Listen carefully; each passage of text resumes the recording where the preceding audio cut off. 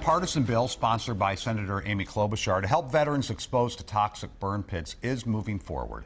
Senator Klobuchar joined Minnesota veterans and their families today to highlight the need for a center of excellence.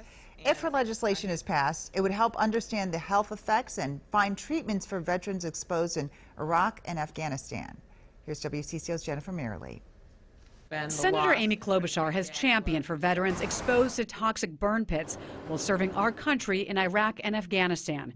It's where the military burned waste like chemicals, batteries, munitions, and used accelerants like jet fuel. It's become clear that there are questions that demand answers about the toll that exposure to toxic burn pits is taking on our nation's heroes.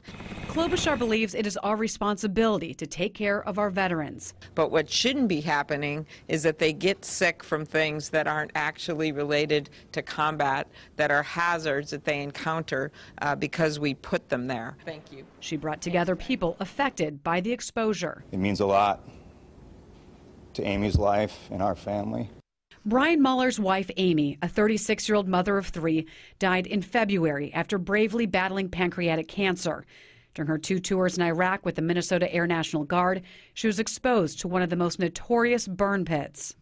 We had a lot of plans together, a lot of dreams, a lot of hopes, and but she would be pretty proud of what's going on.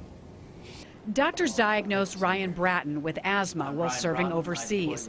His health has only deteriorated. Many days now I end up crawling on the floor because physically it's almost impossible to stand.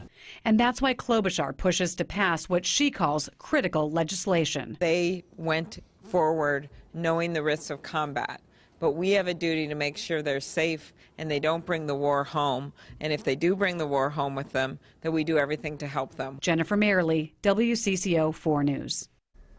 Klobuchar's bill was folded into the National Defense Authorization Act, which was authored by Senator John McCain.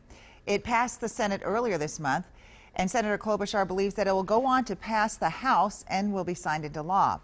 Nearly 118,000 veterans are on a national registry to document their exposures and concerns. And you can find information at WCCO.com/links.